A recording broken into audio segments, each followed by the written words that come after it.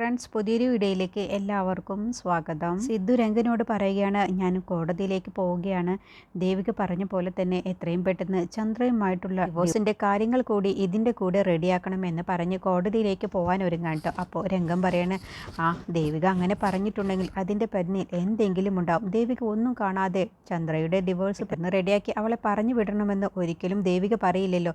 ഇതിൻ്റെ പിന്നിൽ എന്തെങ്കിലും ഒരു കാരണമുണ്ടാവും. അതേ അളിയ, ഇത് കുറച്ച് മുന്നേ നമ്മൾ ചെയ്യേണ്ടതായിരുന്നു എങ്കിൽ ചേച്ചിക്കിപ്പോൾ ഇന്ന് ഇങ്ങനെയൊരു അവസ്ഥ വരില്ലായിരുന്നു. ഇപ്പോൾ രംഗം പറയണ, അല്ല അവളുടെ ശല്യം ഇതോടുകൂടി തീരുമല്ലോ, നമ്മളെ വീട്ടിൽ നിന്നും അവൾ അങ്ങ് ഇറങ്ങിപ്പോവുമല്ലോ, അത് തന്നെ ഭാഗ്യം. പക്ഷേ ഒരു കാര്യമുണ്ട്, ആ സ്വർണത്തിൻ്റെ കാര്യത്തിൽ എന്ത് ചെയ്യും? അവൾ തന്നെയാണ് സ്വർണം എടുത്തിരിക്കുന്നത് എന്നുള്ളത് ഉറപ്പുള്ളത് തന്നെ. ലക്ഷങ്ങളുടെ സ്വർണ്ണങ്ങളാണ് അവൾ എടുത്തിട്ടുള്ളത്. അത് എങ്ങനെ നമ്മൾ തിരിച്ചു പിടിക്കും? സ്വർണം മുഴുവനും തിരിച്ചു പിടിക്കാതെ അവളെ പറഞ്ഞയക്കരുത് എന്നാണ് എനിക്ക് തോന്നുന്നത്. അപ്പോൾ സിദ്ധു പറയണ, അങ്ങനെയാണെങ്കിൽ അതിന് വേറെ ഒരു പരാതി കൊടുക്കേണ്ടി വരും. കേസ് കൊടുത്താലും അവൾ പറയും അവൾ എടുത്തിട്ടില്ല എന്ന്. പക്ഷേ നമ്മുടെ കയ്യിലാണെങ്കിൽ തെളിവുകളുമില്ല. അതുകൊണ്ട് അങ്ങനെ ഒരു പ്രശ്നമുണ്ട്. നമ്മളിപ്പോൾ സംശയിക്കുന്ന എല്ലാത്തിനും ഉത്തരം ചേച്ചി ഒന്ന് എണീറ്റിരുന്നെങ്കിൽ, ചേച്ചി ഒന്ന് സംസാരിച്ചിരുന്നെങ്കിൽ എല്ലാത്തിനുമുള്ള ഉത്തരം നമുക്ക് കിട്ടിയേനെ. എങ്കിൽ ചേച്ചിയെ ആരാണ് തട്ടിക്കൊണ്ടുപോയത്, സ്വർണമൊക്കെ ആരെടുത്തു എന്നുള്ളതിൻ്റെ എല്ലാ ഉത്തരവും ചേച്ചിയുടെ പക്കലുണ്ടാവും. അങ്ങനെയാവുമ്പോൾ ചേച്ചി ഒന്ന് പെട്ടെന്ന് സംസാരിച്ചിരുന്നെങ്കിൽ യഥാർത്ഥ പ്രതികൾ ആരാണെങ്കിലും അവരെ നമുക്ക് പൂട്ടാനും കഴിഞ്ഞേനെ. അപ്പോൾ രംഗം പറയണേ, എന്തിൻ്റെ പേരിലാണെങ്കിലും ശരി, ഇനിയിപ്പോൾ ഡിവോഴ്സ് നീട്ടാനൊന്നും നിൽക്കണ്ട. അവളുടെ ശല്യം ഇതോടുകൂടി അവസാനിക്കുകയാണെങ്കിൽ അതങ്ങ് തീർന്നേനെ. അപ്പോൾ ഇവരുടെ ഈ രണ്ടുപേരുടെയും സംസാരമെല്ലാം കേട്ടും കൊണ്ട് കണ്ണടച്ചുകൊണ്ട് പ്രേമം മിണ്ടാതെ കിടക്കുകയാണ്. എന്നിട്ട് ഇവരെ സംസാരം കേട്ടിട്ട് പുഞ്ചിരിക്കുകയാണ്. പിന്നീട് മാലിനിയെ കാണാൻ വേണ്ടി ജയശങ്കർ ഹോസ്പിറ്റലിലേക്ക് ചെല്ലുകയാണ്. അപ്പോൾ മാലിനിക്ക് ജയശങ്കറിനെ പെട്ടെന്ന് കണ്ടപ്പോൾ അതിശയിച്ച് പോവാട്ടോ. അപ്പോൾ ജയശങ്കർ ചോദിക്കുകയാണ്, എന്നെ ഓർമ്മയുണ്ടോ? മറക്കാൻ കഴിയില്ലല്ലോ സാറേ.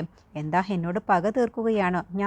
ഞാനൊരു തോറ്റുപോയ വ്യക്തിയല്ലേ സാറേ? ജയിച്ച് എൻ്റെ മുന്നിൽ നിൽക്കുന്ന സാറിനോട് ഞാൻ എങ്ങനെ പകരം വീട്ടാനാണ്? പിന്നെ എന്താണാവോ ഇതിനൊക്കെ അർത്ഥം?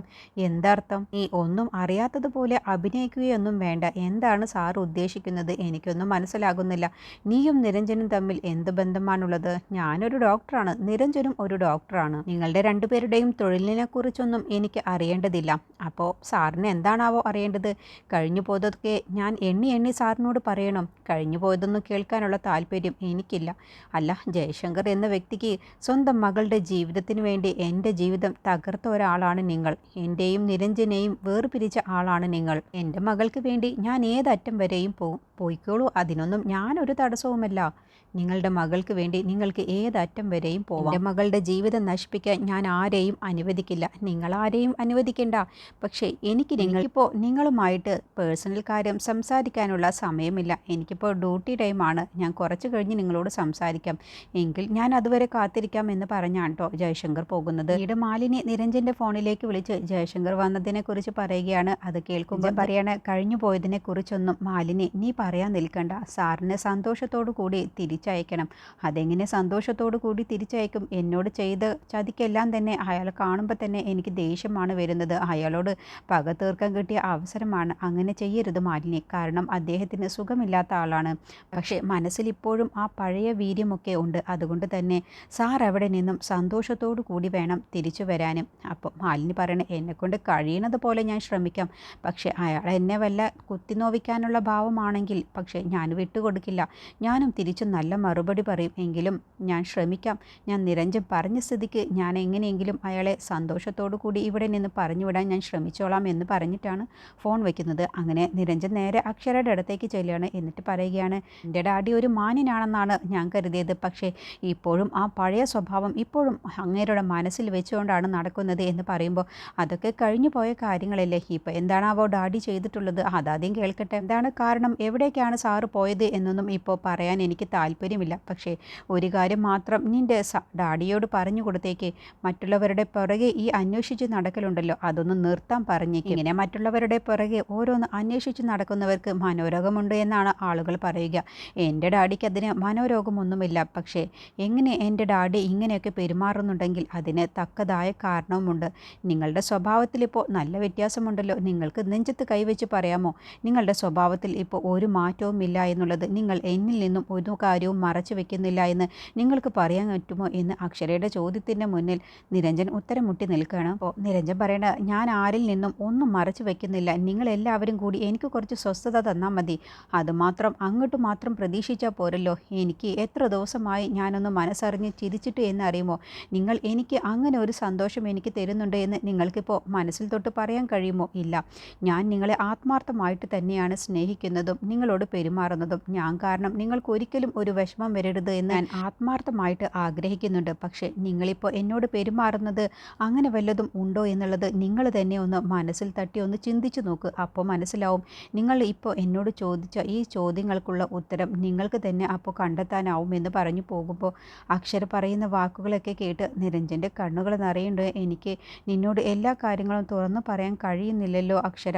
നിന്നോട് ഞാനിപ്പോൾ ചെയ്യുന്നതെല്ലാം തന്നെ നിൻ്റെ മനസ്സ് വേദനിക്കുന്നുണ്ട് എന്ന് എനിക്കറിയാം എന്നുള്ള ഭാവത്തിലാണ് കേട്ടോ നിൽക്കുന്നത്. ദേവിക ഹോസ്പിറ്റലിൽ എത്തുകയാണ്. അപ്പോൾ രംഗൻ ബില്ലടക്കാൻ വേണ്ടി പുറത്തേക്ക് പോവാട്ടോ. ആ സമയത്ത് ദേവിക ചോദിക്കുകയാണ്, എന്തിനാണ് ചേട്ടച്ചനെ ഇങ്ങനെ ബുദ്ധിമുട്ടിക്കുന്നത്? എന്തുമാത്രം അധികം വിഷമിക്കുന്നുണ്ട് പ്രേമേച്ചി?